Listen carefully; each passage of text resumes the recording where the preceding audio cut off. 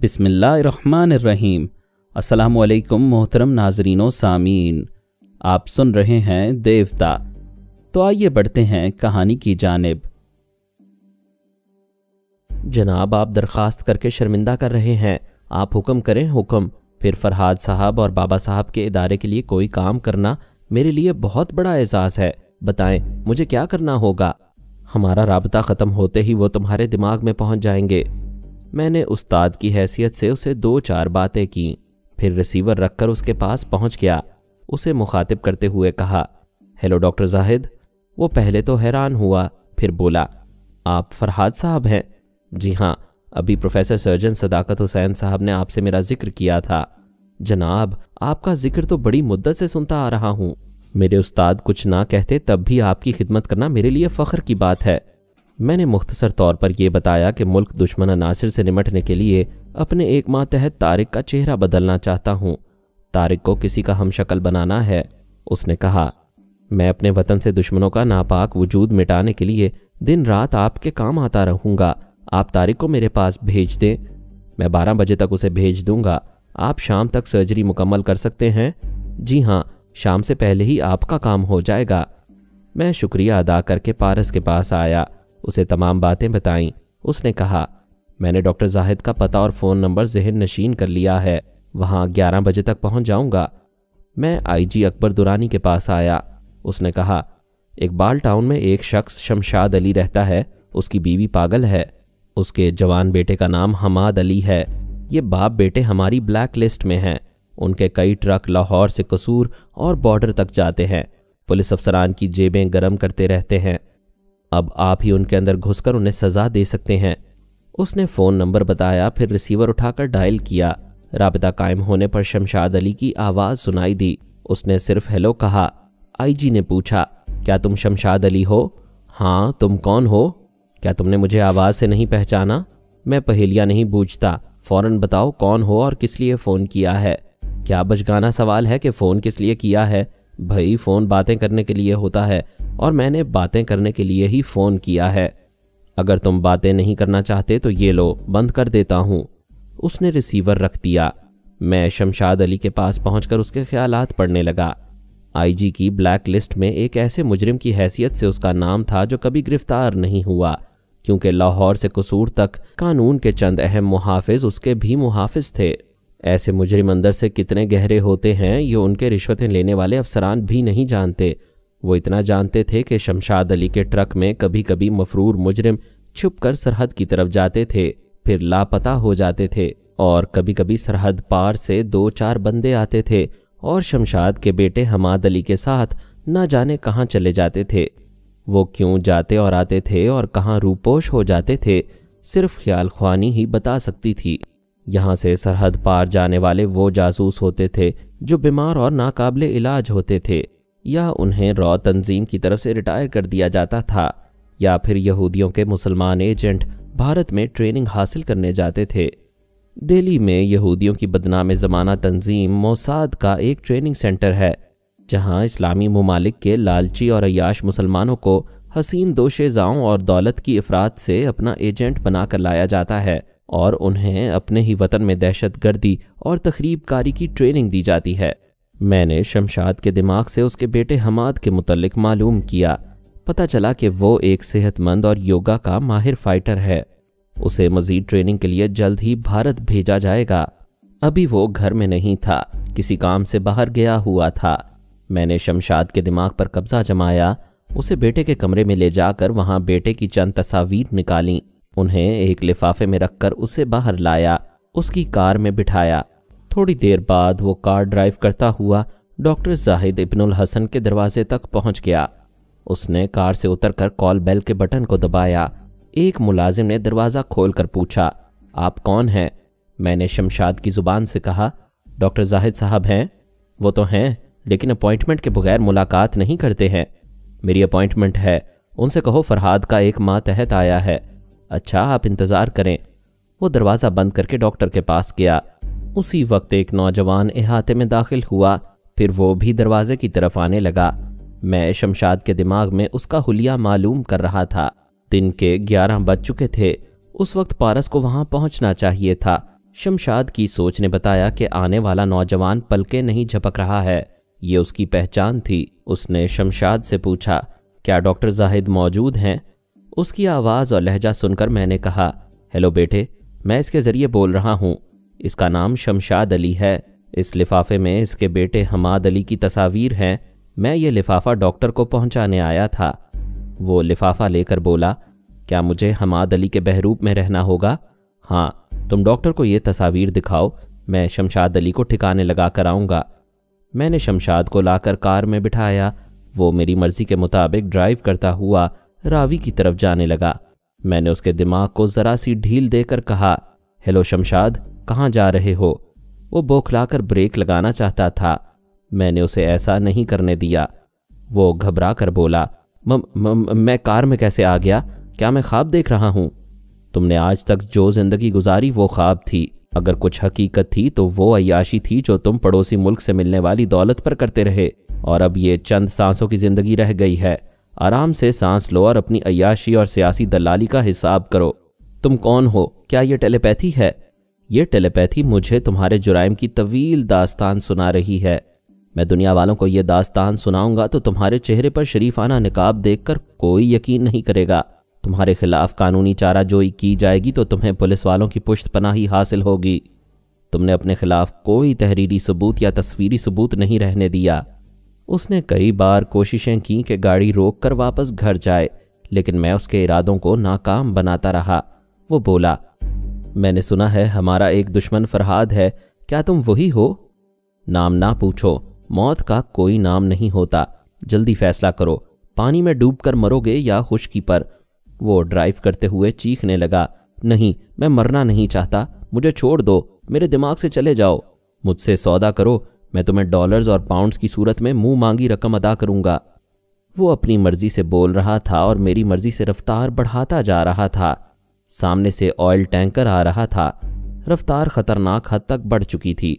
इसके नतीजे में वो कार इतनी तेज़ी और कुव्वत से टकराई कि अगला हिस्सा पिचक कर रह गया होगा, उसके टुकड़े हो गए होंगे। मैं ये सब कुछ मालूम नहीं कर सकता था क्योंकि उसके मुर्दा दिमाग ने कमेंट्री बंद कर दी थी। मैंने डॉक्टर जाहिद के दिमाग में आकर देखा। वो हमाद की तस्वीर देख चुका था और सर्जरी की तैयारी कर रहा था। मैंने पारस के पास आकर उसे शमशाद की मौत की खबर सुनाई और बताया कि हमाद योगा का माहिर है, यानी वो भी अबू दाऊद की योगा टीम से ताल्लुक़ रखता है। पापा, हमाद के दिमाग को कमज़ोर बनाकर उसकी ज़ाती ज़िंदगी की भी बहुत सी खुफिया बातें मालूम करना होंगी। मैंने कहा, हमाद घर में नहीं था, कहीं बाहर गया हुआ था। अब बाप की आखिरी रसूमात अदा करने आएगा तो उसे ट्रैप किया जाएगा। वो बोला, रुखसाना के घर वाले और हमाद एक ही खुफिया तंजीम से ताल्लुक़ रखते हैं। इस ताल्लुक़ से वो सब एक दूसरे को जानते होंगे। हो सके तो आप रुखसाना के ज़रिए हमाद की गुफ्तगू सुने। उसे दिमागी कमज़ोरी में मुब्तला करने के सिलसिले में रुखसाना से ताउन हासिल होगा। ये मशवरा मुनासिब था। वो सलमान की मामूला थी। अपने आमिल के सिवा किसी भी पराई सोच की लहरों को महसूस करके सांस रोक सकती थी। मैं सलमान की सोच का लहजा अपनाकर उसके दिमाग में पहुंच गया और उसके ख्यालात पढ़ने लगा। वो पिछली रात घर से बाहर रहने के बाद दिन के 10 बजे वापस आई थी। उसकी बहन रेहाना और बाप राना हमीद ने उसे देखकर गले लगा लिया। वो मंसूबे के मुताबिक रोने लगी। अगवा करने वाले सरताज को बुरा भला कहने लगी। बाप ने कहा, हमने कल कई बार तुम्हें फ़ोन किया, फिर नौमान लेबॉरेटरी गए तो वहाँ तुम्हारा मोबाइल टेलीफोन एक तरफ पड़ा हुआ था। वो बदमाश तुम्हें कहाँ ले गया था? वो बोली, मैं उसे लंच के लिए जमशेद भाई के पास पर्ल कॉन्टिनेंटल लाना चाहती थी, लेकिन वो मुझे गुजरांवाले ले गया। मैं बिल्कुल मजबूर हो गई थी। वो हमेशा अपने एक हाथ में लाइटर बम पकड़े रहता था। रेहाना ने कहा, हमारे आदमी गुजरांवाला की तरफ भी गए थे, पूरे शहर में ढूंढते रहे, तुम्हारी गाड़ी कहीं नज़र नहीं आई। जमशेद ने कमरे में दाखिल होकर कहा, गाड़ी वहाँ से 20 किलोमीटर दूर एक कच्चे रास्ते पर पाई गई है। रुखसाना ने कहा, अभी मैं यही बताने जा रही थी कि उसने गाड़ी को वहाँ छोड़ दिया था। फिर पुख्ता सड़क पर एक रिक्शा मिल गया। वो मुझे रिक्शे में बिठाकर एक होटल में ले आया। वहाँ उसने रात के लिए कमरा किराए पर लेकर वो बात अधूरी छोड़कर दोनों हाथों से मुंह छुपाकर रोने लगी। बड़ी बहन रेहाना उसे सीने से लगाकर थपकने लगी। जमशेद ने गुस्से से कहा, मैं उसे जिंदा नहीं छोड़ूंगा, मेरे सवालों के जवाब दो। क्या वो पेशावर बदमाश था? वो बोली, मैं क्या जवाब दूं? آج کل تو معمولی سڑک چھاننے والے بدماشوں کی جیبوں میں بھی بم اور پسٹل ہوتے ہیں۔ جمشید نے کہا، آدمی کو اس کی گفتگو سے پہچانو، کیا تمہیں ٹریننگ نہیں دی گئی ہے؟ وہ بہت سلیقے سے بولتا تھا، بہت تعلیم یافتہ اور بڑے خاندان کا لگتا تھا۔ انگریزی اچھی طرح بول نہیں پاتا تھا لیکن انگریز بننے کی کوشش کرتا تھا۔ وہ پارس کے سلسلے میں اصل باتیں چھپا رہی تھی اور الٹے سیدھے جوابات دے رہی تھی۔ ریحانہ نے کہا، جمشید بھائی، یہ کل سے پریشان ہے، اسے آرام سے نیند پوری کرنے دیں۔ وہ بولا، رخسانہ سے مجھے بھی پیار ہے، مجھے بھی اس کی پریشانیوں کا خیال ہے، لیکن یہ خیال پریشان کر رہا ہے کہ کہیں وہ فرحاد کا اعلی کار نہ ہو۔ رخسانہ نے کہا، اگر وہ فرحاد کا اعلی کار ہوتا تو میرا دماغ کمزور بنایا جاتا، لیکن میں تو بالکل نارمل ہوں، معمول کے مطابق 1 منٹ تک سانس روک سکتی ہوں، آپ آزما لیں۔ میں اپنی بہن پر اندھا اعتماد کرتا ہوں، مگر ہماری تنظیم کی بھلائی کے لیے بریدنگ بیگ سے منسلک ہو کر سانس روکو۔ ان کی کوٹھی کے ایک کمرے میں جمنیزیم کا سامان تھا، یوگا کی مشقوں سے گزرنے کے لیے ایک سٹاپ واچ تھی جس کے ذریعے سانسیں روکنے کا صحیح وقت معلوم ہوتا تھا۔ جس طرح ہسپتال میں آپریشن کے وقت مریضوں کی سانسوں کا اندازہ کرنے کے لیے بریدنگ بیگ ہوتا ہے، ویسا ہی ایک بیگ وہاں بھی تھا۔ رخسانہ اپنی بہن اور بھائی کے ساتھ آ کر بیگ سے کچھ فاصلے پر بیٹھ گئی، ایک آکسیجن ماسک کو اپنے منہ پر چڑھایا۔ اس ماسک کی نلکی بریدنگ بیگ سے منسلک تھی۔ رخسانہ کے سانس لینے سے بریدنگ بیگ پچکتا تھا اور سانس چھوڑنے سے بیگ پھول جاتا تھا۔ اگر رخسانہ فریب دینے کے لیے چپکے سے ذرا سی سانس بھی لیتی تو اس بیگ کے پھولنے اور پچکنے سے چوری پکڑی جاتی۔ جمشید نے سٹاپ واچ لے کر کہا، سانس روکو۔ اس نے سانس روکی۔ جمشید نے واچ کا بٹن دبایا، گھڑی کا کانٹا سیکنڈ کے حساب سے حرکت کرنے لگا۔ ربڑ کا بیگ پھولا ہوا تھا، بالکل ساکت تھا اور بتا رہا تھا کہ رخسانہ سانس نہیں لے رہی ہے۔ ایک سیکنڈ کر کے پہلے 1 منٹ گزرا، پھر 2 منٹ، پھر تیسرے منٹ کے ختم ہوتے ہی ربڑ کا بیگ پھولنے اور پچکنے لگا۔ وہ سانس لے رہی تھی۔ جمشید نے مطمئن ہو کر کہا، تھینکس گاڈ، تمہارے دماغ میں نہ کوئی خیال خوانی کرنے والا آیا ہے اور نہ ہی کوئی آ سکے گا، جاؤ آرام کرو۔ وہ اپنی خوابگاہ میں آئی۔ پہلے اس نے غسل کیا، پھر بستر پر لیٹ گئی۔ جب میں پہنچا تو وہ گہری نیند میں تھی۔ میں نے اس کے خوابیدہ دماغ سے پوچھا، شمشاد علی اور اس کے بیٹے حماد کو جانتی ہو؟ اچھی طرح جانتی ہوں۔ اس کے متعلق تمہاری کیا رائے ہے؟ اچھا، خوبرو، سمارٹ جوان ہے۔ ایسے کتنے ہی جوان میرا دل جیتنے کی کوششیں کرتے رہتے ہیں۔ تمہارا دل کیا کہتا ہے؟ ہمیں دماغ سے کام لینے کی ٹریننگ دی گئی ہے اور یہ سکھایا گیا ہے کہ کس طرح کام کے آدمیوں کو لبھانا چاہیے اور کس طرح انہیں تنہائی میں آنے سے پہلے ٹرخانا چاہیے۔ میں کسی کو گھاس نہیں ڈالتی۔ میں نے کہا، سرتاج سے تمہارا عشق چھپا نہیں رہے گا۔ تنظیم سے تعلق رکھنے والی لڑکیوں کو اجازت ہے کہ وہ خفیہ شادی کر لیں، لیکن یونیورسٹی کے جوانوں اور سرکاری اہم افسروں کے سامنے خود کو کنوارا ظاہر کریں۔ میرا سرتاج دوسرے بحروپ میں آئے گا تو میرے گھر والوں کو اور تنظیم کے چیف کو ہماری دوستی پر اعتراض نہیں ہوگا۔ وہ جانتے ہیں کہ کنواری لڑکیاں جلدی بہکتی ہیں اور ایک غلطی کے بعد دوسری غلطیاں کرتی جاتی ہیں، اس لیے ہمیں جذباتی طور پر درپردہ آزاد رہنے کی اجازت ہے۔ میں نے پوچھا، حماد تنظیم کی کون سی ذمہ داریاں پوری کرتا ہے؟ وہ بھارتی سراغ رسانوں کی رہائش کا انتظام کرتا ہے، انہیں پاکستانی شہری ثابت کرنے کے لیے ان کا ڈومیسائل اور ان کے کارڈز بنواتا ہے، ان شعبوں کے افسران سے دوستی رکھتا ہے اور ان کی جیبیں گرم کرتا ہے۔ وہ زیادہ وقت کہاں گزارتا ہے؟ ایسے ہی افسروں کے دفاتر یا گھروں میں جاتا رہتا ہے۔ ایسے افسران کے نام اور فون نمبر یاد ہوں تو بتاؤ۔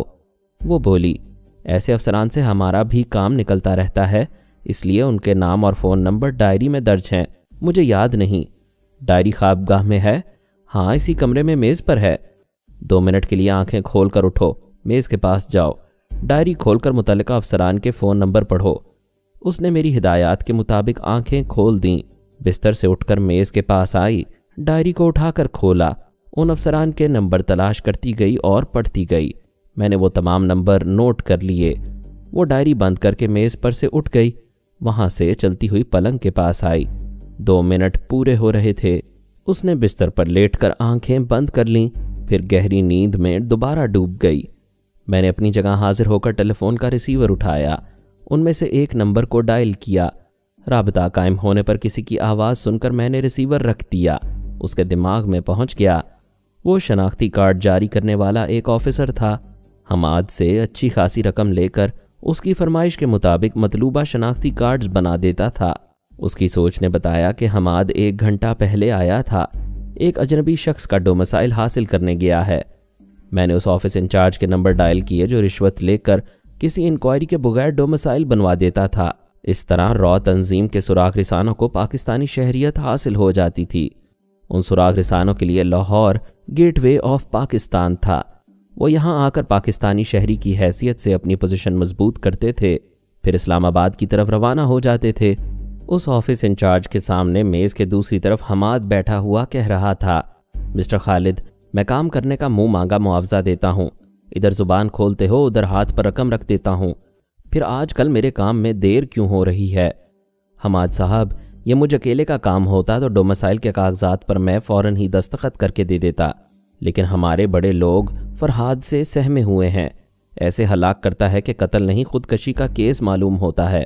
ہمارے بڑے صاحب لوگ ایسی خودکشی نہیں چاہتے، اس لیے اچھی طرح جانچ پڑتال کے بعد کاغذات پر دستخط کرتے ہیں تاکہ فرحاد کبھی ان کے دماغوں میں آئے تو وہ دیانت دار اور فرض شناس افسر کہلائیں۔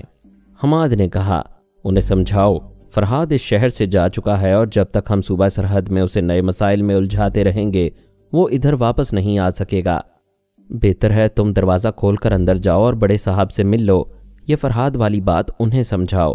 میری عقل تو یہی تسلیم نہیں کرتی ہے کہ ایک آدمی دوسرے کے دماغ میں گھس کیسے جاتا ہے۔ اس نے انٹرکام کے ذریعے اپنے آفیسر سے رابطہ کیا، پھر کہا، سر، مسٹر حماد آپ سے ملاقات کرنا چاہتے ہیں۔ افسر نے کہا، یہ خالق صاحب ابھی میرے پاس سے اٹھ کر جا رہے ہیں، ان کے بعد حماد کو بھیج دینا۔ آفیسر نے انٹرکام کا بٹن آف کر کے سامنے بیٹھے ہوئے شخص سے کہا، خالق صاحب، آپ کی بھاگ دوڑ سے یہ ریوالور اور لائسنس مل گیا ہے، ورنہ حکومت نے نئے لائسنس جاری کرنے پر سختی سے پابندی لگائی ہے۔ خالق نے اٹھ کر کہا، رحمان صاحب، ہم تو آپ کے خادم ہیں، یہ جو قانونی پابندیاں ہوتی ہیں نا، یہ عوام کے لیے ہوتی ہیں، آپ جیسے خاص بندوں کے لیے یہ ریوالور کیا چیز ہے؟ حکم کریں تو توپ کا لائسنس لا کر آپ کے قدموں میں رکھ دوں۔ اس بات پر دونوں نے کہہ کہا لگا کر مصافحہ کیا۔ خالق کمرے سے باہر جانے لگا۔ رحمان صاحب نے نیا ریوالور اٹھا کر خوش ہوتے ہوئے اسے دیکھا۔ حماد نے آ کر سلام کیا، پھر مصافحہ کرتے ہوئے بولا، رحمان صاحب، ہمیں بھی حکم دیں، یہ ریوالور کیا چیز ہے؟ میں ٹی ٹی گن لا کر دے دوں گا۔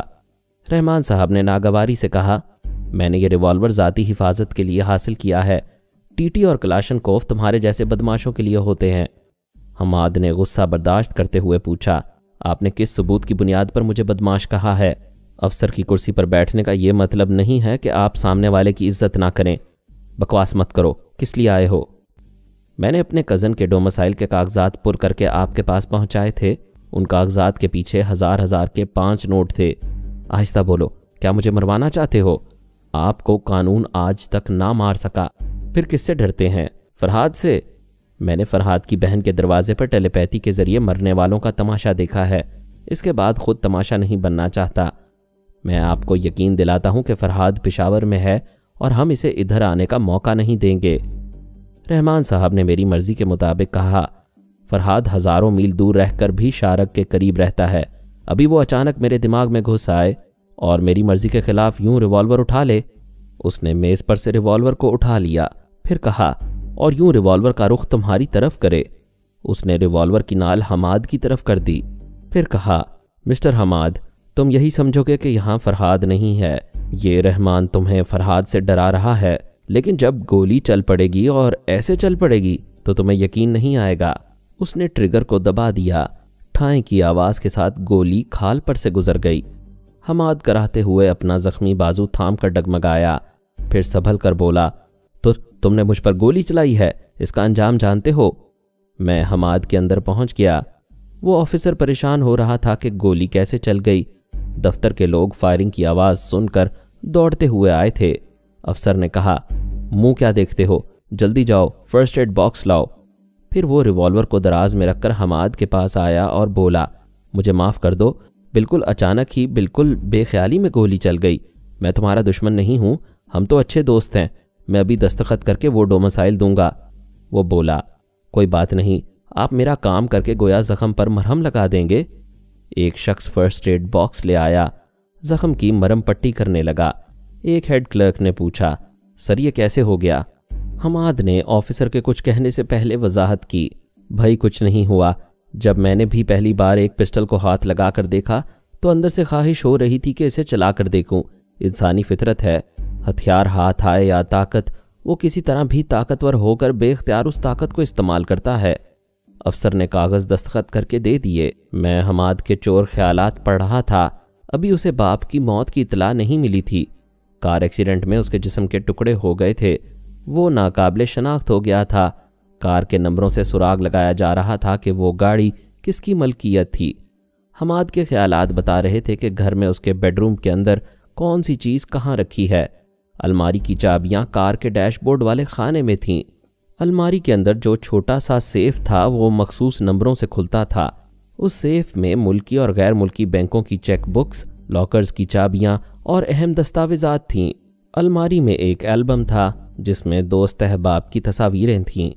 چونکہ یوگا کا ماہر تھا اس لیے شراب اور سگریٹ سے پرہیز کرتا تھا۔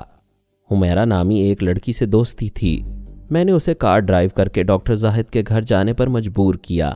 وہاں پارس کا چہرہ تبدیل ہو چکا تھا۔ میں نے حماد کی زبان سے ڈاکٹر زاہد کو مخاطب کرتے ہوئے کہا، ڈاکٹر میں حماد کو لے آیا ہوں، آپ اپنے حماد سے اس کا موازنہ کر لیں۔ پھر پارس سے کہا، اس کی بول چال کی اسٹڈی کرو اور اس کی دستخط کی نقل کرو۔ میں 1 منٹ کے لیے اس کے دماغ سے جا رہا ہوں، تم اسے قابو میں رکھو۔ میں نے سلمان کے پاس آ کر کہا، میرے دماغ میں آؤ، میں حماد نامی ایک جوان کے دماغ میں تمہیں پہنچاؤں گا۔ پارس وہاں حماد کی حیثیت سے رہنے والا ہے، تم اس کے دماغ پر قبضہ جما کر اسے غافل رکھو گے۔ میں سلمان کے ساتھ آیا۔ حماد اس وقت پارس پر حملے کر رہا تھا۔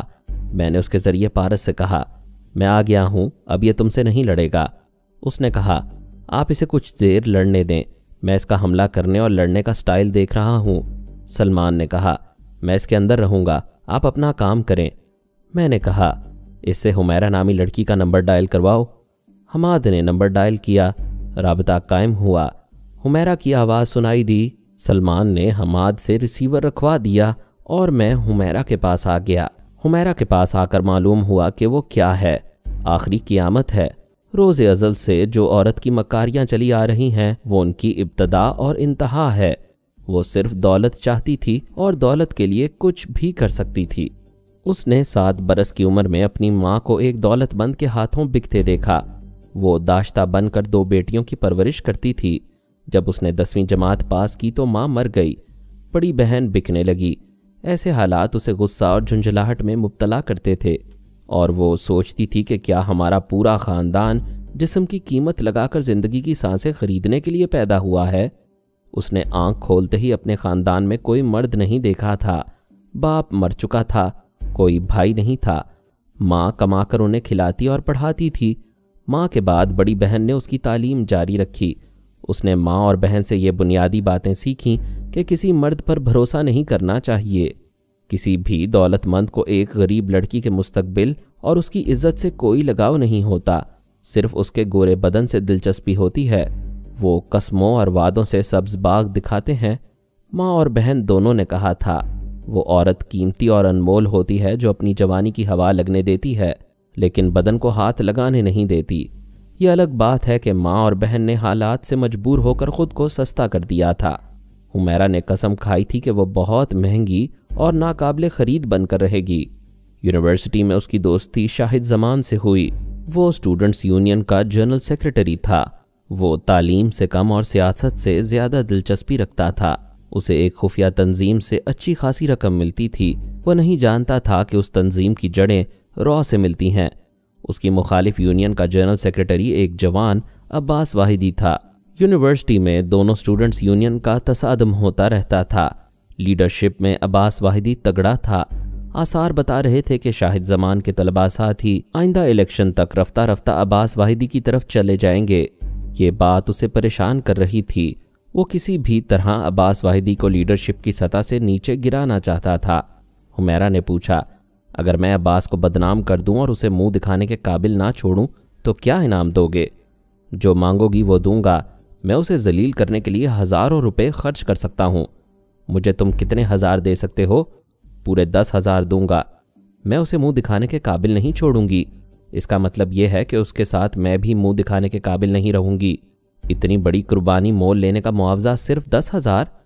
بے شک یہ تمہاری عزت کا معاملہ ہے، میں 25,000 دوں گا۔ تم اتنی بڑی بڑی رقمیں کہاں سے لاتے ہو؟ میرا باپ بہت دولت مند ہے، تم میری دولت کا حساب نہ کرو، اپنے فائدے پر نظر رکھو۔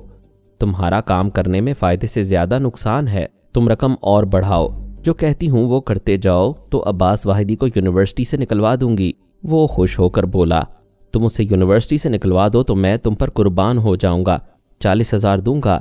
کل 20,000 سے بینک میں میرا اکاؤنٹ کھلوا دو، مجھے بینک میں ایک لاکر بھی چاہیے۔ دوسرے دن بینک میں اس کا اکاؤنٹ کھل گیا، ایک لاکر بھی اسے حاصل ہو گیا۔ وہ اپنے گریبان میں ایک چھوٹا سا پاکٹ کیسٹ ریکارڈر چھپا کر رکھتی تھی، اس سے 2 فائدے حاصل کرتی تھی۔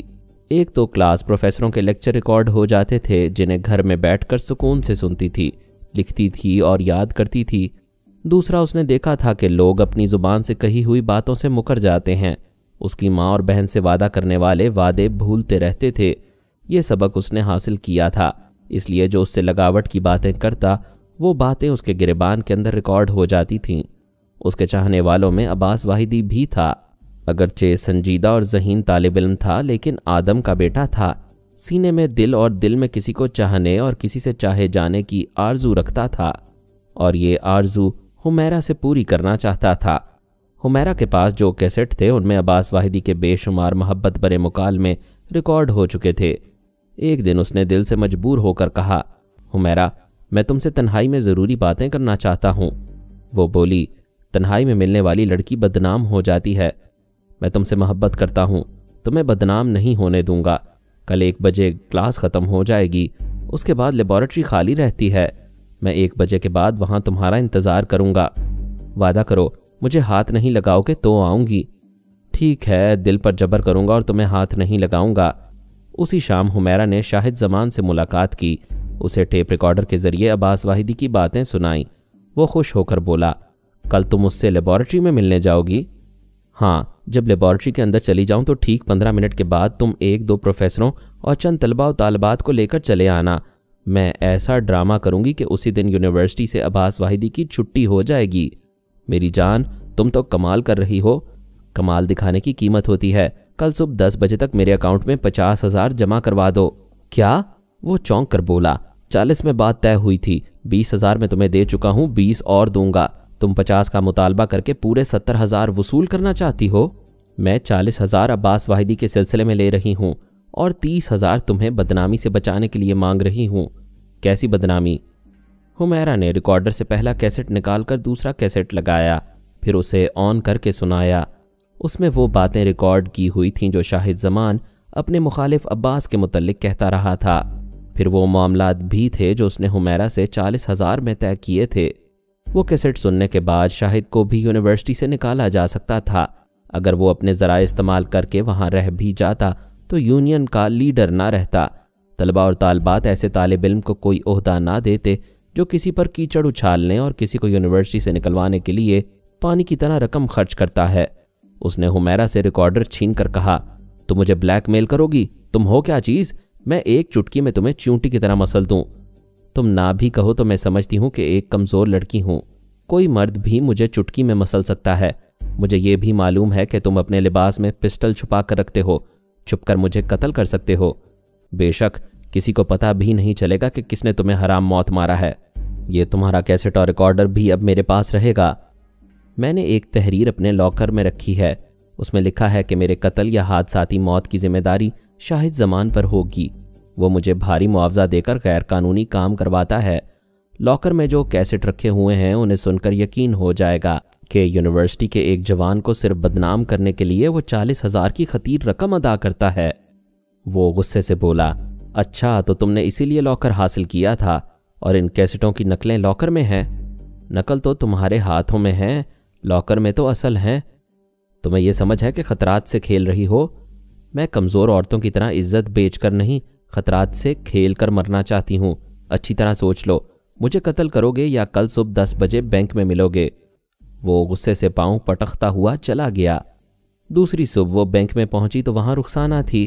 مسکرا کر حمیرہ سے مصافحہ کرتے ہوئے بولی، تم نے شاہد کی چھٹی کرا دی، لیکن میں تمہارے 50,000 لائی ہوں، اور یہ تمہارا ریکارڈر بھی، اسے شاہد چھین کر لے گیا تھا۔ हुमैरा ने कहा, तुम शाहिद की स्टूडेंट यूनियन की सेक्रेटरी हो, क्या उसकी तरफ से ये रकम लाई हो? अभी कोई सवाल ना करो, ये रकम अपने अकाउंट में जमा करवाओ और आज अब्बास वाहिदी का ड्रॉप सीन कर दो। इसके बाद मैं तुम्हें ऐसा काम दूंगी जिसका मुआवजा 1 लाख से कम नहीं होगा। डॉक्टर मोहम्मद उनीब सलीमी के साथ मज़ीद अक़सात सुनने के लिए हमारे चैनल का सब्सक्राइबर बनें और साथ ही बेल आइकन को क्लिक करें ताकि आपको हर आने वाली नई वीडियो के मुतालिक नोटिफिकेशंस मिलती रहें। हमारी वीडियोस को लाइक और शेयर करें और हमें अपनी दुआओं में याद रखिएगा। ISI और पाक आर्मी जिंदाबाद, पाकिस्तान पाइंदाबाद। हम फिर मिलेंगे इंशाअल्लाह एक नई किस्त के साथ। तब तक के लिए अल्लाह हाफिज़।